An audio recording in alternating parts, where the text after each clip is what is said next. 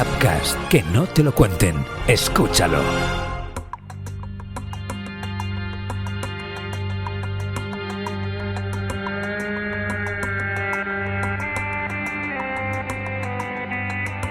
Ahora, si usted me pregunta por Manuel Chaves y por José Griñán, yo lo que le digo es que defiendo su honestidad y su honorabilidad.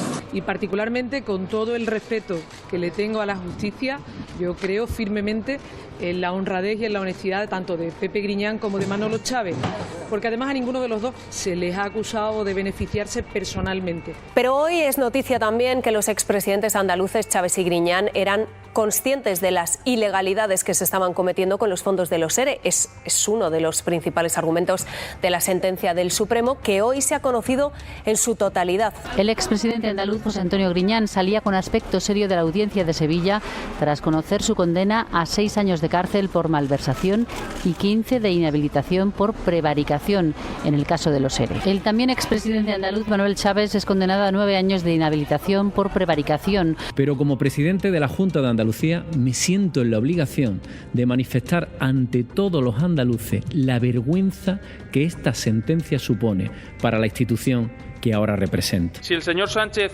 no asume hoy responsabilidades políticas por el robo del dinero destinado a los parados andaluces, el señor Sánchez está inhabilitado para seguir siendo presidente, ni siquiera en funciones del Gobierno de España. Es el mayor escándalo de corrupción de la historia de la política española.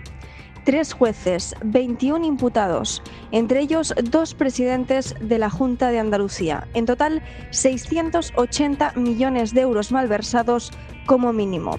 Y es que, aunque no se haya determinado con precisión la cifra correspondiente al año 1999 ni a los ejercicios de 2010 y 2011, se estima que el montante total podría ascender a los 1.000 millones de euros. Un caso que lleva acompañándonos en nuestros diarios, radios y televisores durante más de una década y que todavía no está cerrado a todos los efectos. El caso es tan lamentable como complejo. En la pieza principal aparecen varios nombres, cada uno de ellos con una función muy determinada. Así se ejecuta una de las tramas más ruines de todos los tiempos.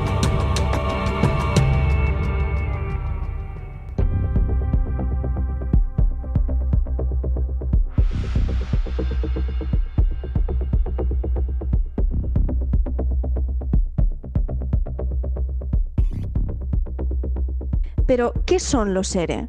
¿Cuándo empieza toda esta estructura fraudulenta?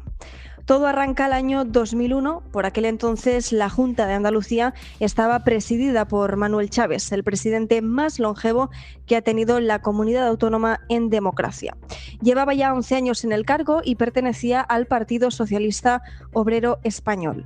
Bajo su batuta, la Junta implementó un proceso para brindar apoyo económico a empresas con dificultades que se veían obligadas a presentar expedientes de regulación de empleo, o lo que es más conocido como ERES. La idea de todo esto era soportar el tejido empresarial andaluz y ayudar a llevar a cabo prejubilaciones o despidos. También se buscaba compensar a todos aquellos trabajadores que pudiesen verse afectados por estos ERE. Por eso se creó una partida presupuestaria conocida como 31L, la cual fue aprobada anualmente por el Parlamento de Andalucía en los presupuestos de la comunidad autónoma de forma continua. Dicha partida recibió una asignación de 721 millones de euros hasta el año 2011 y se estipuló que debía ampliarse hasta alcanzar la cifra de 1.217 millones para su finalización. Para 2019 la cifra de todo esto era de 680 millones de euros y se gestionaba con un método hoy muy controvertido que se conocía como transferencias de financiación y que en su día fue aprobado por la Consejería de Hacienda y que posteriormente fue ejecutado por la Consejería de Empleo. Todo a través de la Agencia de Innovación y Desarrollo de Andalucía, más conocida como IDEA. El objetivo, al final, era agilizar los pagos, ya que se consideraba una línea de carácter urgente. El conflicto con estas famosas transferencias de financiación es que no gozaban de un consenso entre los diferentes elementos del sistema político y judicial. Por un lado, la Junta afirmaba que este procedimiento era legal e incluso común, mientras que la oposición y la Fiscalía Anticorrupción la consideraban un mero instrumento para eludir controles económicos. Y se hacía además con una intención bastante perversa, porque en lugar de compensar las pérdidas de las sociedades públicas, se utilizó en muchísimos casos para pagar diferentes subvenciones. Antes de entrar a explicar cómo se repartía el dinero, es importante quedarse con los nombres de los responsables de este proyecto. Como decíamos, este se ejecutaba desde la Consejería de Empleo, por lo que los responsables directos estaban en este área. Eran Javier Guerrero, entonces director general de Trabajo, y 2 consejeros de Empleo, en este caso Antonio Fernández y José Antonio Viera. Estos 2 últimos hombres fueron los que firmaron en 2001 un acuerdo para agilizar todas estas subvenciones, un acuerdo que además daba libertad total a Guerrero a la hora de conceder los fondos de estos ERE. El problema de todo esto ya no era el sistema irregular de distribución, carente por supuesto de todo tipo de control, sino que el director general de Trabajo lo aprovechó a su favor. Este dinero se entregó a despidos y jubilaciones de empresas que a priori no eran beneficiarias de la partida 31L, más conocida como Fondo de Reptiles. Esto, por lo tanto, constituía graves deficiencias en la gestión de las ayudas destinadas a los expedientes de regulación de empleo, que ascendían a un total de 12,13 millones de euros. Pero es que aquí no acababa la cosa, porque durante todos esos años también se concedieron subvenciones a empresas que no presentaron ERES e incluso a personas que nunca llegaron a constituir ningún tipo de empresa. En este caso, el desvío de dinero era muchísimo más elevado que el anterior, porque estamos hablando de 73,8 millones de euros. Pero es que aún hay más, porque también se adjudicaron comisiones excesivas por encima de los precios de mercado a intermediarios entre la Junta y los trabajadores, como en este caso podían ser aseguradoras, consultoras, bufetes de abogados y sindicalistas, con una cifra estimada entre los 50 y los 68 millones de euros. En conjunto, estamos hablando de que se estima que este fraude asciende a casi 94,1 millones de euros. Sin embargo, informes posteriores de la Dirección General de Seguros, entidad perteneciente al Ministerio de Economía y Competitividad de España, elevaron la magnitud del fraude a 152 millones de euros.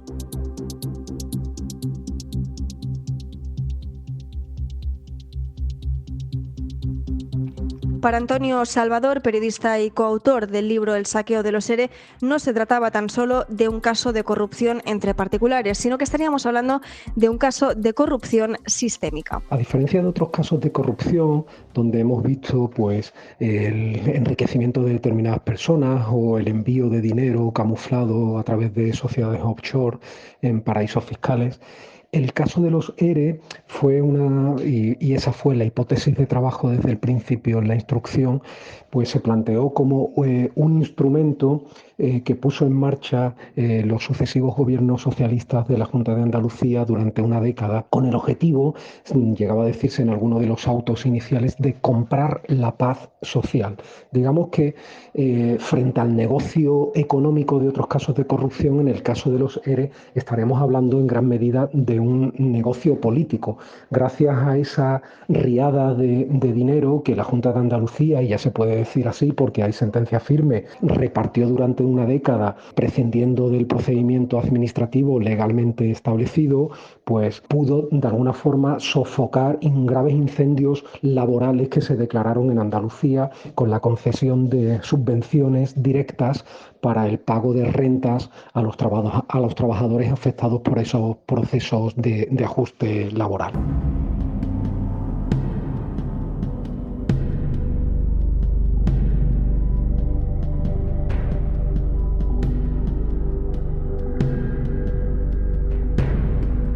Pero ¿cuándo y cómo explota toda esta bomba? ¿De qué manera este caso llega a los medios de comunicación. Pues todo tiene su origen en Mercasevilla, una empresa que por aquel entonces era público-privada. Precisamente allí se había producido un caso de extorsión por parte de altos mandos de Mercasevilla. Se llamaban Fernando Mellet y Daniel Ponce y exigieron un soborno a dos empresarios a cambio de otorgarles la concesión para una escuela de hostelería. El proyecto pertenecía al grupo La Raza, que recibió un total de 900.000 euros en forma de subvención por parte de la Junta de Andalucía. La idea de todo esto era abrir la escuela en los terrenos de Mercasevilla. De esa cantidad de dinero que hablábamos, esos directivos pedían llevarse la mitad para garantizarles otra ayuda destinada a cursos de formación. Todo empezó básicamente con una denuncia del Partido Popular por 875 euros que Mercasevilla había destinado a mariscadas para dos concejales del Partido Socialista. En cierta manera, se podría decir que el grupo La Raza fue quien desenmascaró la punta del iceberg. Y como resultado de esto, dos exdirectores de Mercasevilla y el exdelegado provincial de Empleo de la Junta de Andalucía, Antonio Rivas, acabaron siendo condenados. Sin embargo, posteriormente, el Tribunal Supremo absolvió a Antonio Rivas al considerar que se había violado su presunción de inocencia durante el proceso. Más tarde, la prensa siguió tirando de todo este hilo. Fue el diario El Mundo el gran responsable de destapar el escándalo. Había indicios de que el caso iba muchísimo más allá. Teresa López es la delegada del Mundo en Andalucía y cuando se investigan los casos ERE y Mercasevilla era la jefa de la sección de Sevilla y recuerda de esta forma cómo empezó todo a prepararse en la redacción. Antes de que estallara el escándalo de Mercasevilla, que fue el origen del caso ERE, al Mundo nos había llegado un chivatazo de que había una serie de personajes en la Consejería de Empleo que se estaba enriqueciendo a través del cobro de comisiones ilegales por la gestión de los expedientes de regulación de empleo, los famosos ERE. Por tanto, cuando empezaron a salir a la luz algunas de las irregularidades de la empresa Mercasevilla, enseguida pusimos el foco sobre los ERE que esta sociedad había negociado y gestionado a través de la Junta de Andalucía. Apostamos fuerte por tirar de ese hilo para diferenciarnos de la competencia. Y fue así como el periodista Sebastián Torre, al cabo de unos meses, terminó descubriendo que la Junta había firmado un protocolo para establecer un mecanismo opaco que le permitía repartir el dinero público sin control alguno. Ese procedimiento específico fue lo que 8 años después sentó en el banquillo a dos expresidentes de la Junta, José Antonio Griñán y Manuel Chávez, y a casi una veintena de exaltos cargos socialistas. Estaba claro que el caso Mercasevilla no era un caso aislado. Fue entonces cuando conocimos un nuevo nombre, el de Juan Lanzas, un sindicalista de Jaén en la UGT. Él era el conseguidor de los ERE, es decir, la persona responsable de negociar con empresarios que, a pesar de que sus empresas no presentaban problemas y generaban beneficios de forma regular, buscaban implementar un expediente de regulación de empleo fraudulento con el fin de despedir a trabajadores fijos con larga trayectoria laboral. Para indemnizar a estos empleados utilizaban los fondos asignados al plan de los ERE. De este modo, el empresario podía contratar trabajadores temporales para ocupar los puestos de aquellos trabajadores que habían sido despedidos mediante el ERE, ofreciéndoles salarios considerablemente más bajos y evitando la obligación de pagarles por su antigüedad en la empresa. Lanzas, por lo tanto, había estado desde el principio. Ya en el primer caso había sido una parte fundamental en las negociaciones entre la dirección de Mercasevilla y los empresarios del grupo La Raza. Gracias a las grabaciones de estos últimos se pudo evidenciar cómo trabajaba el conseguidor. En dichas cintas, Lanza era quien les exigía una comisión a cambio de obtener la gestión de una escuela de hostelería que operaba bajo la supervisión de Mercasevilla. El Mundo tuvo acceso a esta información y, tal y como relatan en su podcast El Mundo al Día, hablaron con Lanzas para confirmar la noticia y este les insistió en que la clave de todo estaba en los ERE de Mercasevilla, ya que necesitaban financiación para poder justificar los pagos de las mordidas. A partir de la investigación de El Mundo y de la Justicia en este caso, se descubrieron otras muchas irregularidades en la venta de terrenos pertenecientes a Mercasevilla. Había sucedido en un concurso público supuestamente manipulado, conocido como el caso de los terrenos de Mercasevilla. En relación a la venta de estos terrenos, se sospecha que se llevó a cabo un amaño en la adjudicación, según lo indicado por la investigación. A pesar de que una oferta presentada por la empresa Noga ofrecía 50 millones de euros más, los terrenos fueron otorgados a Sanma, una filial del grupo Sando. Un hecho que llamó la atención de la jueza de instrucción Mercedes Alaya. Según la magistrada, la constructora se habría beneficiado aparentemente mediante dos cláusulas descritas en el pliego de condiciones. Una llamada limitación al alza, que extrañamente penalizaba las ofertas superiores al 10% de la media de las demás ofertas, y el requisito de derecho de superficie previo. Las irregularidades, por tanto, ya estaban por todos lados. Durante la investigación del caso de los ERE de Mercasevilla, dirigida por la propia jueza Alaya, se descubrió también que un militante del Partido Socialista de Andalucía, que residía en Baeza, había sido incluido en un expediente de regulación de empleo de Mercasevilla sin haber trabajado nunca para dicha empresa. Esto condujo a un exhaustivo repaso por parte de la justicia y de la prensa, y así consiguió destaparse el fraude de 680 millones de euros. El caso estaba ya en tribunales y apuntaba a ser un caso absolutamente histórico. Fue entonces cuando empezaron a llegar las presiones del sistema político al sistema judicial. De hecho, Teresa López así lo recuerda. Bueno, sí, se produjo una enorme presión, principalmente por parte del Partido Socialista contra la juez Mercedes Alaya, a la que atacó públicamente de forma inmisericordia. Se le quiso desautorizar difundiendo bulos de su vida privada, y en general estuvo sometida a un acoso permanente, pero demostró una determinación inquebrantable por concluir una investigación muy compleja y laboriosa que por momentos le llegó a costar la salud. Hoy hay que decir que su instrucción fue impecable. De hecho, prácticamente todas las piezas que han ido a juicio de la macrocausa, todas han acabado en condena.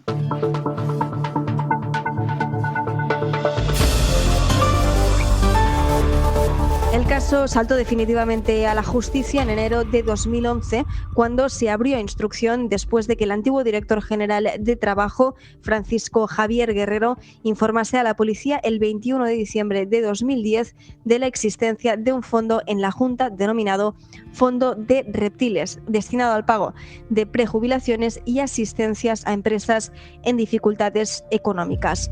La Fiscalía Anticorrupción se hizo con el caso en marzo de 2011 y prometió llegar hasta el final de todo este asunto. Por su parte, la Junta de Andalucía también lo hizo y por ello se personó como acusación particular. Era curioso porque la Junta estaba presidida por el mismo Partido Socialista, quien se había negado a crear una comisión de investigación para los ERE en el Parlamento. Según su visión, el PSOE creía que hacerlo prolongaría y complicaría el proceso de investigación.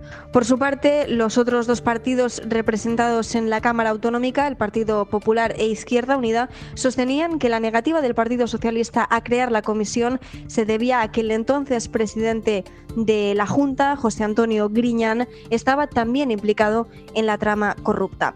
Era la primera vez que aparecía su nombre, la primera de muchas, porque Griñán y Chaves acabarían apareciendo en el juicio. Pese a las continuas negativas por parte del PSOE andaluz, finalmente la comisión se construyó el verano de 2012. Lo hizo sin muchísimo resultado, ya que cada parte extrajo su propia conclusión. Por un lado, los socialistas concluyeron que había que pedir responsabilidades políticas al director general de Empleo, Francisco Javier Guerrero, mientras que Izquierda Unida apuntaba a los exconsejeros Antonio Fernández García y José Antonio Viera. El más duro, sin embargo, fue el Partido Popular, que llegó a apuntar nuevamente a los expresidentes Manuel Chaves y José Antonio Griñán. Este último decidió dimitir en septiembre de 2013 y dejar paso a Susana Díaz al frente de la Junta. Lo hizo únicamente por un motivo. La jueza Mercedes Alaya le imputó en el caso, al igual que a Manuel Chaves y a los exconsejeros Antonio Ávila, Carmen Martínez Aguayo, Manuel Recio, Francisco Vallejo y José Antonio Viera.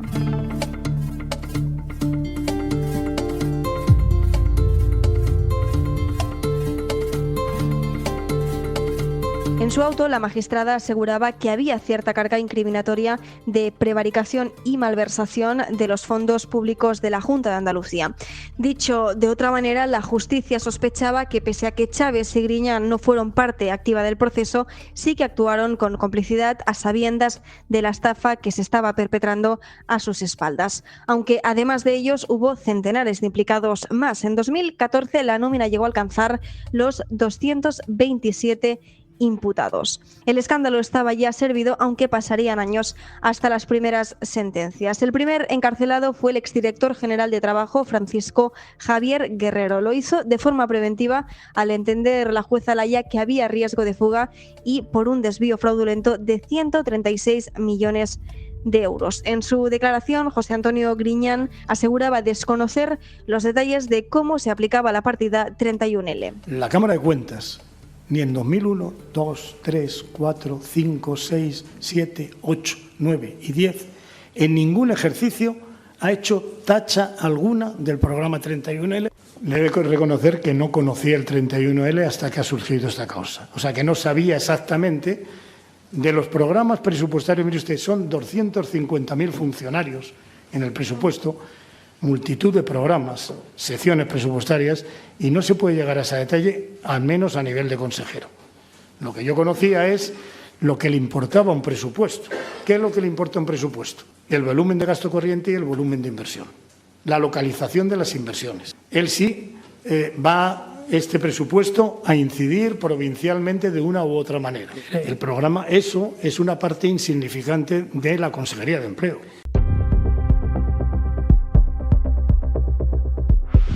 Una declaración que, en parte, contrasta con lo que había dicho años atrás en una entrevista en el diario El Mundo el propio Griñán. Ahí sí reconocía que la intervención advirtió sobre el uso incorrecto del fondo de los ERE, pero no informó que dichas irregularidades constituían delitos de fraude. Por su parte, también Manuel Chaves admitía tener conocimiento de la existencia de dichas ayudas, pero no cómo éstas se repartían. Yo sabía que en el Gobierno de la Junta de Andalucía se daban ayudas sociolaborales.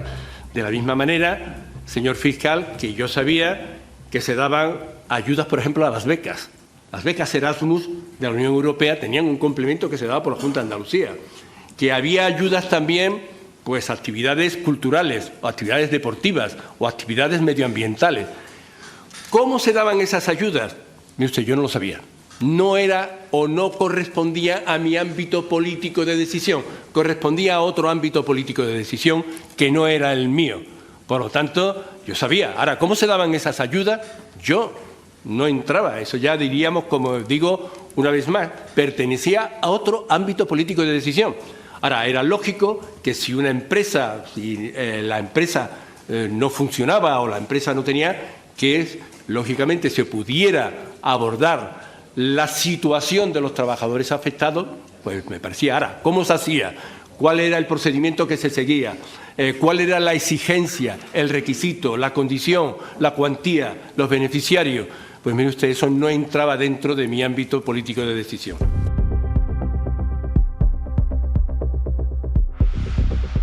Incluso Magdalena Álvarez, consejera de Hacienda por entonces, también aseguraba no tener conocimiento. Es decir, desde los altos mandos de las áreas implicadas también echaban balones fuera. Yo creo que es un error considerar que la Consejería de Hacienda lo controlamos todo. Lo controla todo la intervención, pero no la consejería.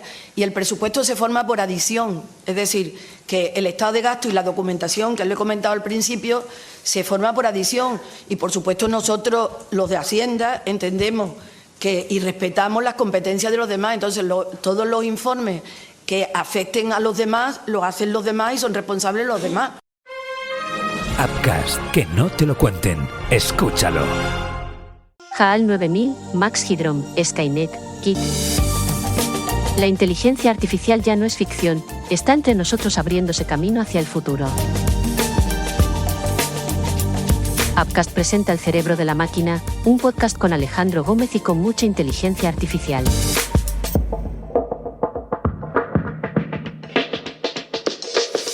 Posibilidades, retos, dificultades, problemáticas, aplicaciones de la nueva herramienta del Homo Sapiens. El cerebro de la máquina de Upcast, en tu plataforma de podcasting.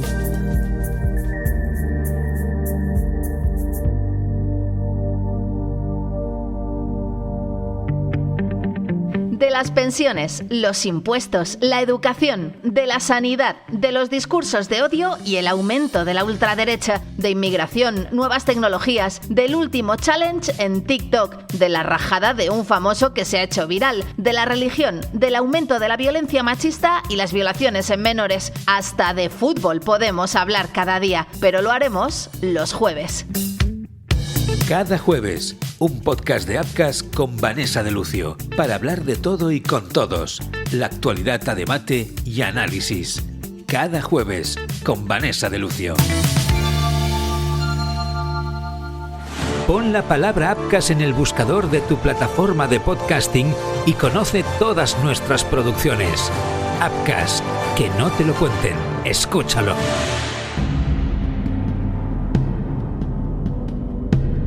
En sus informes anuales sucesivos, la Cámara de Cuentas de Andalucía destacó la falta de control en la ejecución del gasto presupuestario por parte de la Junta de Andalucía. En el informe correspondiente al año 2017 se identificó que existían casi 3.000 millones de euros en subvenciones concedidas que aún no habían sido debidamente justificadas.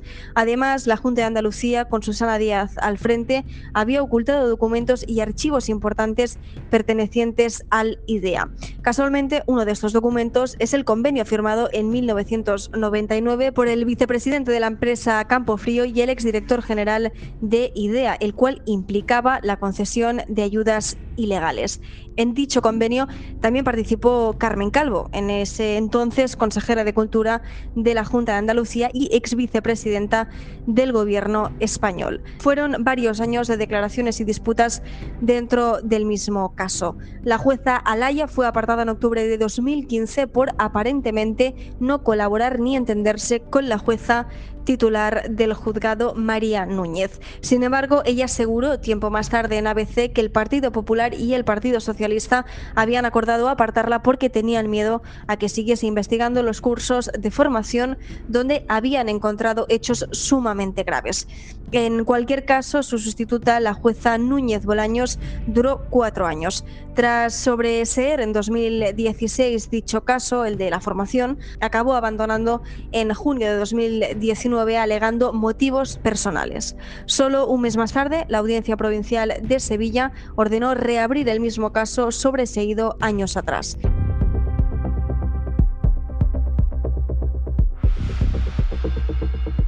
El caso llegó al final de la mano del juez José Ignacio Vilaplana Luquero, quien se había unido previamente como refuerzo al juzgado el 1 de febrero de 2016 y que estaba a cargo de los asuntos ordinarios del caso hasta ese momento. Finalmente, la sentencia emitida por la Audiencia de Sevilla acabó con 1.205 páginas.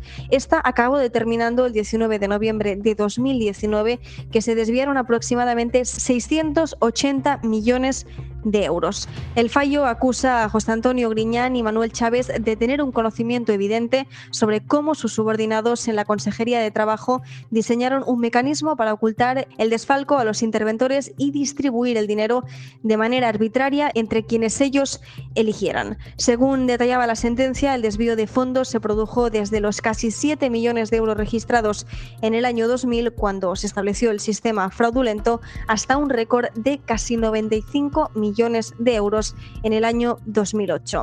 El promedio, por lo tanto, anual de los fondos desviados sin control alcanzó los 66 millones de euros. Pero ¿se puede cuantificar realmente el daño causado por el caso de los SERE? Responde el periodista Antonio Salvador. En sentido estricto, habrá que esperar hasta que termine el enjuiciamiento de todas las piezas separadas en que se desgajó la causa matriz para poder cuantificar al céntimo la cantidad malversada. Pero en la sentencia del Supremo pues se habla de que el fraude podría ascender al menos a 680 millones de euros. Es decir, ese es el importe de las prejubilaciones concedidas por la Junta de Andalucía mediante un procedimiento al margen del sistema legalmente establecido. Esa podría ser, digamos, la cantidad.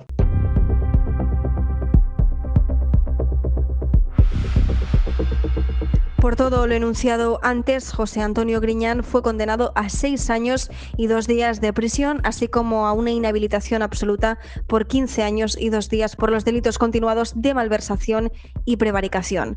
Manuel Chaves, también expresidente, fue condenado a 9 años de inhabilitación por un delito continuado de prevaricación, pero eludió la cárcel, aunque las suyas no fueron las más graves, porque las penas más severas de 7 años y 11 meses por los delitos continuados de malversación y prevaricación recayeron en Antonio Fernández y Francisco Javier Guerrero, aunque hubo otros que fueron absueltos, por ejemplo a Javier Aguado, Lourdes Medina y Juan Francisco Sánchez, exsecretarios generales, les exculparon del delito continuado de malversación, aunque sí fueron condenados a 9 años de inhabilitación por prevaricación.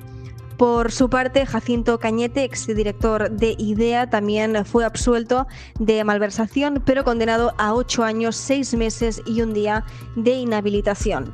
Los dos únicos grandes nombres que se libraron de todo fueron Manuel Gómez, exinterventor general de la Junta de Andalucía, y Francisco del Río, exjefe del gabinete jurídico. ¿Son estas sentencias justas? Es una pregunta difícil para los expertos de contestar por la complejidad del caso. De todas formas, así lo ve la periodista Teresa López. Bueno, yo creo que las condenas son acordes a los delitos que se han demostrado a lo largo del juicio. Lo que no es fácil de entender es que en la causa principal no se llegara a pedir la devolución de las cantidades defraudadas, hasta 679 millones de euros. Ahora bien, en las piezas separadas que se están juzgando una a una, sí se reclama la devolución de ese dinero, pero ahí ya no están sentados en el banquillo los altos cargos que, según la justicia, fueron los responsables últimos del fraude millonario.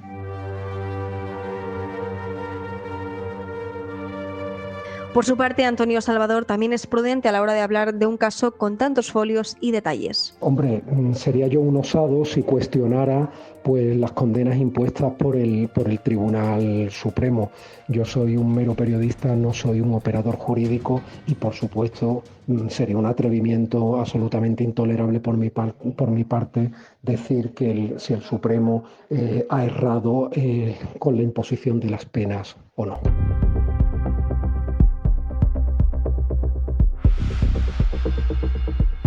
Pese a todo, hasta el pasado 14 de diciembre de 2022 no se ratificaron las sentencias por parte del Tribunal Supremo. Un caso que todavía a día de hoy aún colea en muchísimas cuestiones. Parece realmente difícil cuantificar la cantidad de beneficiarios de las mordidas y cuánto dinero se llegó a desviar. Sin embargo, una cosa sí que está clara. Estamos ante el caso más espectacular de corrupción de la historia de España. Un tejido tan extenso como podrido que por suerte ha acabado bajo la daga de la justicia.